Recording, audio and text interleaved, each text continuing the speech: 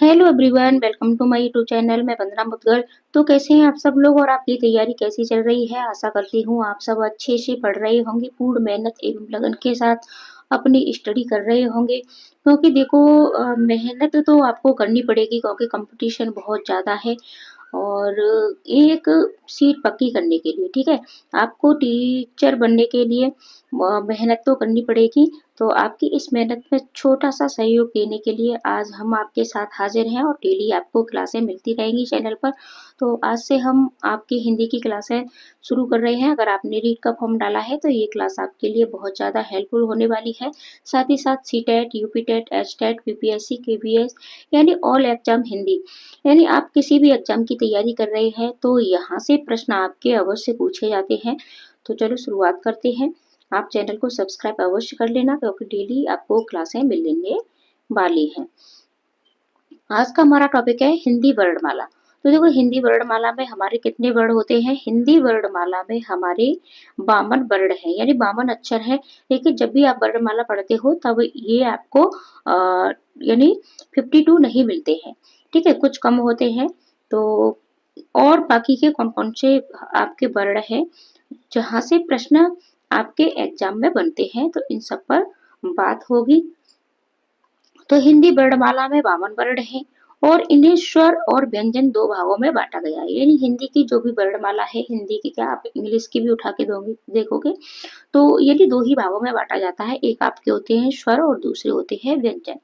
स्वर का अर्थ क्या है? स्वयं राजन्ते इति स्वरा, यानी ये स्वयं में ही राजा होते हैं। इनके उच्चारण में किसी और की सहायता की जरूरत नहीं होती है, ठीक है, स्वरों के उच्चारण में। लेकिन व्यंजन ऐसी ध्वनियां जिनके उच्चारण में स्वरों की सहायता ली जाती है, व्यंजन कहते हैं। जैसे कि हम स्वर में बोलेंगे अ, तो इसमें और किसी की जरूरत नहीं है। हम बोलेंगे ई, तब भी हमें किसी की सहायता की जरूरत नहीं है। लेकिन व्यंजनों की बात कर लेते हैं, जैसे कि क, तो पीछे से इसमें अ का साउंड आता है।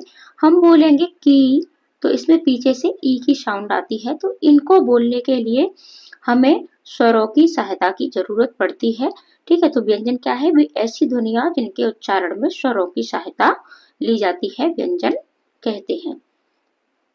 स्वरों की संख्या कितनी है? तो स्वरों की संख्या 11 है और व्यंजनों की संख्या 33 है। अब अगर इनको हम जोड़ेंगे तो ये हमारे मात्र 44 होंगे, 11 स्वर और 33 व्यंजन। अब हमारे पास वर्ड कितने हैं?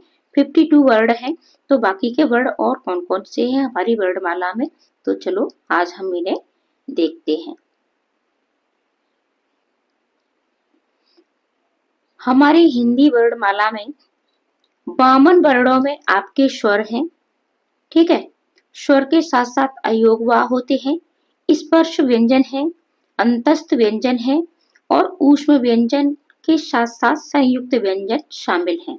यानी हमारे जो 52 वर्ण हैं, इन 52 वर्णों में आपको क्या क्या देखने को मिलेगा? इसमें आपको स्वर देखने को मिलेंगे, अयोगवाह, स्पर्श व्यंजन, अंतस्थ व्यंजन, ऊष्म व्यंजन एवं संयुक्त व्यंजन। और यहाँ से ही आपके प्रश्न भी बनते हैं कि संयुक्त व्यंजन क्या है, ऊष्म व्यंजन क्या है, अयोगवाह क्या है, स्पर्श व्यंजन कौन कौन से हैं। तो चलो शुरुआत करते हैं। अब बात सबसे पहले हम कर लेते हैं स्पर्श व्यंजनों की। तो स्पर्श व्यंजनों में आपके यहाँ से शुरू होते हैं का, खा, गा, घा, ङा। ये पांच पांच के उसमें होते हैं और ये पांच ही होते हैं, ठीक है। जैसे का वर्ग, चा वर्ग, टा वर्ग, ता वर्ग और पा वर्ग, ठीक है। तो इस इनके हमारे ये वर्ग भी 5 वर्ग होते हैं और पांचों वर्गों में, ठीक है, यानी 5-5 वर्ण होते हैं। ये वर्ग हो गया यानी का वर्ग, ठीक है, ये आपका वर्ग हो गया और ये आपके वर्ण हो गए 1 2 3 4 5। प्रश्न ऐसे ही आपके पूछे जाते हैं घुमा घुमा करके, ठीक है। तो ये आपके 5 वर्ग हो गए और ये आपके 5 वर्ण हो गए, ठीक है। वर्ग और वर्ण ये दोनों आपको याद रखने हैं। तो 5 और 5 इनको हम मल्टीप्लाई कर देंगे तो ये हमारे हो गए 25। यानी स्पर्श व्यंजनों की संख्या हमारी कितनी है? ये हमारे आपके 25 होते हैं, ठीक है। का खा गा घा गा, चा छा जा जा गा, टा ठा डा डा डा, ता था दा दा ना, पा फा वा वा मा। और इस तरीके से अगर आप इनको याद करोगे तो ये आपको तुरंत याद भी हो जाएंगे। तो स्पर्श व्यंजनों की संख्या 25। ठीक है, वर्ग कितने हैं? 5, का, चा, टा, ता और पा वर्ग, ये आपके वर्ग हैं। तो स्पर्श व्यंजन हो गए आपके। स्पर्श व्यंजन के बाद आपके आते हैं अंतस्थ व्यंजन। अंतस्थ व्यंजन में आपके आते हैं य, र, ल, व। ऊष्म व्यंजन स, श, ह। और ज्यादातर जब भी आपके एग्जाम में पूछे जाते हैं तो ये अंतस्थ व्यंजन और ऊष्म व्यंजन में बच्चे कंफ्यूज हो जाते हैं। तो देखो ऊष्म में आपका ये ट्रिक है छोटी सी, वैसे तो सा यहाँ भी आया है लेकिन ऊष्म, ठीक है, तो इसमें आपके तीनों सा और हा मिलते हैं और अंतस्थ में आपके ये मिलते हैं।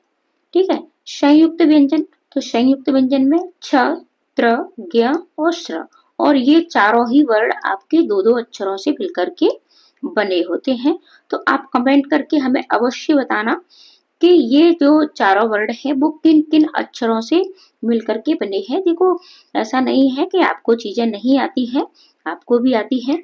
अब बात कर लेते हैं द्विगुण या उच्छिप्त व्यंजन। तो ये ड और ढ है।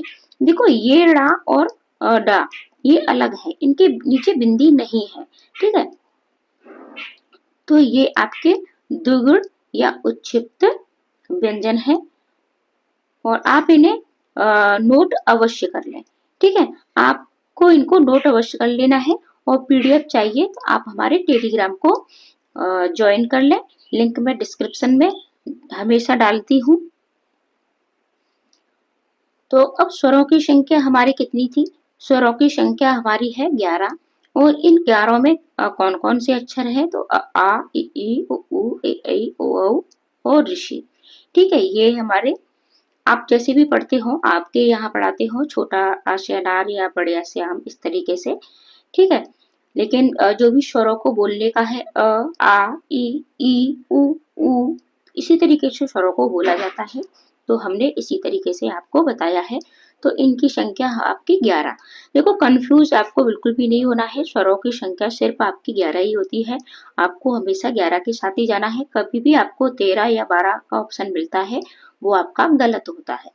ठीक है, लिखने की दृष्टि से कभी कभी ये आपका हो जाता है तो 13 आ जाता है। अब बात कर लेते हैं अयोगवा। ये दोनों आपके अयोगवा कहलाते हैं। तो अब देखो इन 52 वर्णों में आपका कौन कौन आएगा, तो इसको देखते हैं हम। स्वर 11, अयोगवा 2, ठीक है, ये स्पर्श व्यंजन 25, अंतस्थ व्यंजन 4, ऊष्म व्यंजन 4, संयुक्त व्यंजन भी आपके 4 होते हैं। द्विगुण या उच्छिप्त व्यंजन ये आपके 2 होते हैं।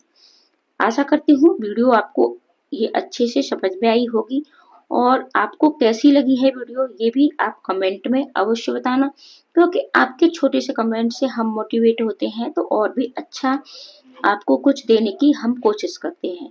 ठीक है, तो इस अगर आप इनको काउंट करोगे तो ये आपके होंगे 52। तो हिंदी में वर्णों की संख्या क्या कितनी है? आपकी 52 है। ठीक है, 52 वर्ण है आपके। और प्रश्न आपके ऐसे ही बनते हैं कि अयोगवा कितने हैं? 2 है। स्पर्श व्यंजन 25 है और ये कौन कौन से हैं ये भी हमने नोट करा दिए हैं।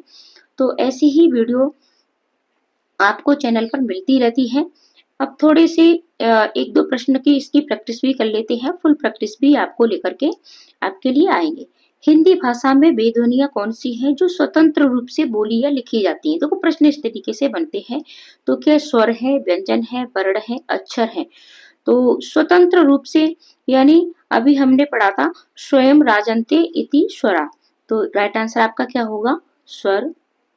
हिंदी वर्णमाला में स्वरों की कुल कितनी संख्या है? तो ये आपकी 11 है। निम्नलिखित में से कौन स्वर नहीं है? ठीक है, तो इसमें आपका ये स्वर नहीं है। इस तरीके से आपको ये प्रश्न मिलते हैं। तालव्य व्यंजन है, यानी ये प्रश्न हम आपके लिए रखते हैं। ठीक है, तालव्य व्यंजन, तो इसमें से सही ऑप्शन आपका क्या होगा? आप कमेंट में अवश्य बताना। निम्नलिखित में से कौन एक संयुक्त व्यंजन नहीं है? इसमें से संयुक्त व्यंजन पूछा है और अभी हमने बताए थे आपके 4 संयुक्त व्यंजन कौन कौन से होते हैं, तो इनमें से ये संयुक्त व्यंजन नहीं है।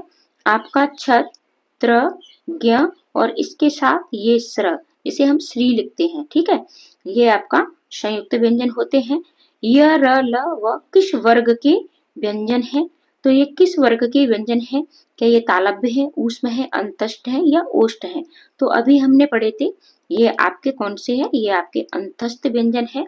तो वीडियो आपको कैसी लगी और इसे अपने दोस्तों को शेयर भी कर देना। चैनल पर नए हैं तो सब्सक्राइब भी कर लेना, डेली आपको क्लासें मिलती रहेंगी।